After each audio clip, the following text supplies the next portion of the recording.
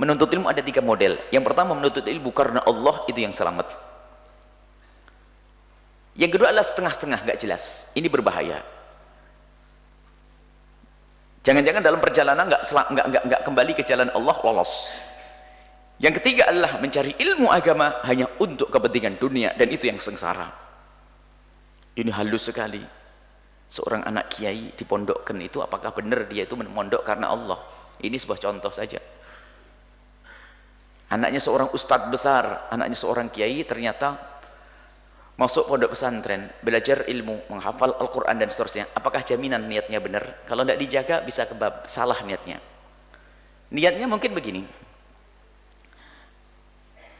Orang tuanya ngajarin, nak, kamu mondok, nak, kamu harus alim, kamu harus punya hafalan Quran, kamu harus mempunyai ilmu fikih, bisa agar kamu nanti bisa menggantikan abah. Loh, menggantikan abah, ternyata yang dipikirkan adalah makom bapaknya, kebesaran bapaknya, bukan menggantikan dari sisi tarbiyahnya, sisi pendidikannya. Sehingga otaknya, bapak anaknya hanya memikirkan agar bisa mengambil posisi abah, aku harus menuntut ilmu. Kalau aku tidak punya hafalan Al-Quran, aku tidak bisa duduk di kursinya abah. Berarti dia rajin menghafal Quran hanya untuk kursi bapaknya, kemegahan bapaknya. Lihat, bukan karena Allah lagi. Lihat, kelihatannya ilmunya yang dicari adalah ilmu agama, urusan niatnya yang salah. Imam Ghazali sangat cermat dalam hal ini. Hati-hati. Jadi menuntut ilmu karena Allah, itu menjadikan orang takut kepada Allah. Nah, kalau sudah menuntut ilmunya bukan karena Allah, tidak akan mencium bau surga. Menuntut ilmu tidak akan bisa mencium bau surga, bukan karena Allah. Nah, ini berarti di situ ada orang menuntut ilmu dan menjadi alim, tapi bukan karena Allah, dan itu yang paling busuk nanti di akhirat.